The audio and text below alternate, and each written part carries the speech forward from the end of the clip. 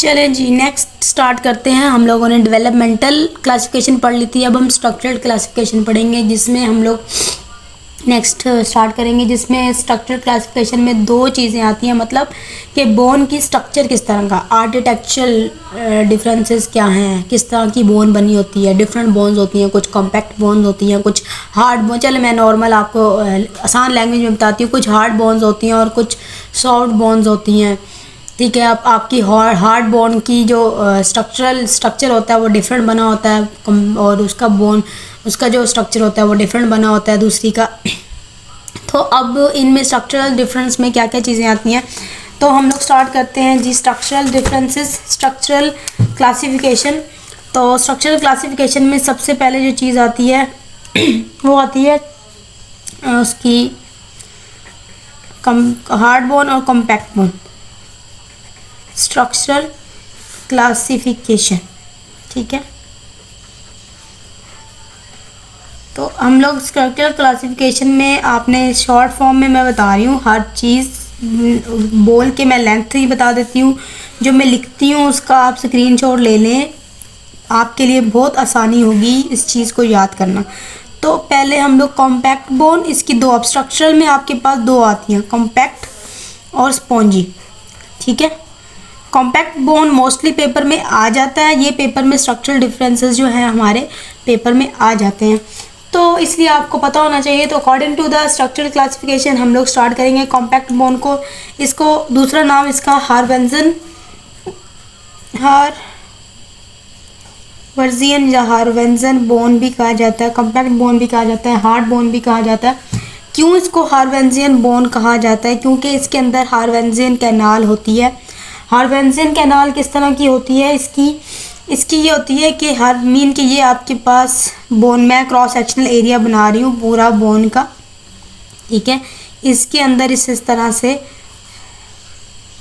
ऐसे बने होते हैं साइकिल टाइप, ठीक है। ये कॉम्पैक्ट बोन। अब इसमें से ना हम इस एक को बाहर निकालते हैं, ठीक है। तो इस एक का मैं आपको बना के दिखाती हूँ। हारवर्जियन कैनाल, इसके अंदर एक कैनाल होती है, ठीक है। इसके अंदर हमारे पास आर्टरी, वेन्स और ये सारी चीज़ें, इसके अंदर हारवर्जियन कैनाल इसको कहते हैं। अब ये वाली डायग्राम आपको मुश्किल से कहीं मिलेगी, ठीक है।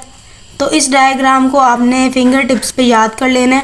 हारवर्जियन कैनाल होती है, ठीक है। उसके बाद क्या होता है, इसी के साथ ये सारे ऐसे साइकिल टाइप ये चले, ठीक है। ये साइकिल टाइप बने होंगे। यहाँ पे छोटे छोटे क्या होते हैं, यहाँ पे ओस्टियोसाइट्स जो हैं वो होते हैं, ठीक है। अब ये ओस्टियोसाइट्स जो है उनकी आपस में ओस्टियोसाइट्स की आपस में एक दूसरे के साथ ऐसे एक दूसरे के साथ अटैच होते हैं। जिस तरह से भी ये एक दूसरे के साथ अटैच होते हैं ओस्टियोसाइट्स, या इसको लैक्यूनाई भी कहते हैं, ठीक है। इसमें हम लोग क्या कहते हैं कि ओस्टियोसाइट्स हैं, ओस्टियोसाइट्स, ठीक है। ओस्टियोसाइट्स की बाहर वाली जो लेयर होती है उसको लैक्यूना कहते हैं, ठीक है। और उसके बाद ये जो कैनाल एक दूसरे के साथ, और ये वाले हैं, इनको कहते हैं लैमेला। अब आपको इसको याद करना आसान होगा, ठीक है। ये है हमारे पास हारवर्जियन, हमारी बोन, कॉम्पैक्ट बोन के अंदर इस तरह की गोल गोल सर्कल्स लैमेला होते हैं। लैमेलास के अंदर जो चीज़ होती है ये हारवर्जियन, इसके अंदर आर्टरी, वेन और ये चीज़ें होती हैं, ठीक है। वैसे भी बोन को आर्टरी और वेन, एक बड़ी वेन आर्टरी का ही होती है, पर इनके छोटे छोटे हिस्सों में भी जाके बोन को ब्लड सप्लाई देती है। तो ये है जी हमारे पास, ये इसको हम लोग क्या कहेंगे, इसको आप नॉर्मल लैंग्वेज में अगर मैं कि इसमें क्या होता है, हारवर्जियन लैमेला होते हैं या सिलेंड्रिकल लैमेला होते हैं, ठीक है। क्या होते हैं, हारवर्जियन लैमेला और सिलेंड्रिकल लैमेला, इसको कहते हैं। हारवर्जियन किस लिए कहते हैं? क्योंकि इनके अंदर हारवर्जियन कैनाल होती है जिसके अंदर दोनों आर्टरी और वेन होते हैं, ठीक है। तो इसमें आपने याद रखना है कि आपने सबसे पहले हारवर्जियन, इट कॉम्पैक्ट बोन है वह हारवर्जियन कैनाल या सिलेंड्रिकल लैमेलास होते हैं। हारवर्जियन लैमेला ये सिलेंड्रिकल लैमेलास होते हैं। और लैमेलास किसके बने होते हैं? कोलेजन फाइबर्स के बने होते हैं। और कहाँ पे होते हैं? कैल्सीफाइड मटेरियल के साथ पड़े होते हैं, ठीक है। और लैमेला एक दूसरे के साथ फाइबर्स इंटरचेंज करते हैं, ये आपको बताया मैंने। लैमेला ने एक दूसरे के साथ फाइबर इंटरचेंज करते हैं और ये लैमेला काफ़ी सारे होते हैं। दीज आर द लैमेलास दरमियान में हार्वेंजन कैनाल, ठीक है, हार्वेंजन लैमेला या हार्वेंजन कैनाल, और ये एक दूसरे के साथ फाइबर्स, इन्होंने एक दूसरे के साथ क्या होता है इंटरचेंज किए होते हैं। जस्ट आपने कॉम्पैक्ट बोन में ये 3 चीज़ें लिखनी है। Number 1, they consist of the lamellas, lamella को हार्वेंजन लैमेला और सिलेंड्रिकल लैमेला, ठीक है। Lamella consist of collagen fibres और they are connected with each other, interconnected with each other. तो आप इसी तरह से इसको इजीली कॉम्पैक्ट बोन को याद कर सकते हैं अगर आपको ये डायग्राम याद होगी। तो ये लैमेला जो होते हैं, ये जो बोन्स हैं, ये कौन सी होती हैं? तो ये जो बोन्स हैं ये किस में होती हैं? शाफ्ट ऑफ द बोन्स, ठीक है। जो लॉन्ग बोन्स है उसकी शेफ्ट में इस तरह की कॉम्पैक्ट बोन प्रेजेंट होती है जो सख्त वाली बोन होती है।